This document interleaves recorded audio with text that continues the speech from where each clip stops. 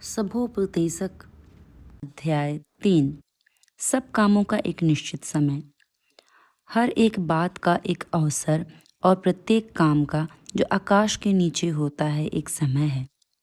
जन्म का समय और मरण का भी समय, बोने का समय और बोए हुए को उखाड़ने का भी समय है, घात करने का समय और चंगा करने का भी समय, ढा देने का समय और बनाने का भी समय है, रोने का समय और हंसने का भी समय, छाती पीटने का समय और नाचने का भी समय, पत्थर फेंकने का समय और पत्थर बटोरने का भी समय, गले लगाने का समय और गले लगाने से रुकने का भी समय है, ढूंढने का समय और खो देने का भी समय, बचा रखने का समय और फेंक देने का भी समय है, फाड़ने का समय और सीने का भी समय, चुप रहने का समय और बोलने का भी समय है, प्रेम करने का समय और बैर करने का भी समय, लड़ाई का समय और मेल का भी समय है।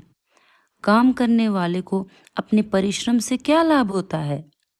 मैंने उस दुख भरे काम को देखा है जो परमेश्वर ने मनुष्यों के लिए ठहराया है कि वे उसमें लगे रहें।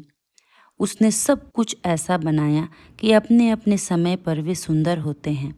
फिर उसने मनुष्यों के मन में अनादि अनंत काल का ज्ञान उत्पन्न किया है। तो भी जो काम परमेश्वर ने किया है वह आदि से अंत तक मनुष्य समझ नहीं सकता। मैंने जान लिया है कि मनुष्यों के लिए आनंद करने और जीवन भर भलाई करने के सिवाय और कुछ भी अच्छा नहीं।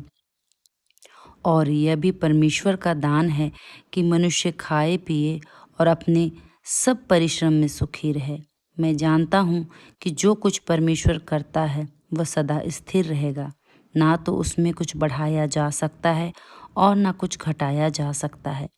परमेश्वर ऐसा इसलिए करता है कि लोग उसका भय माने।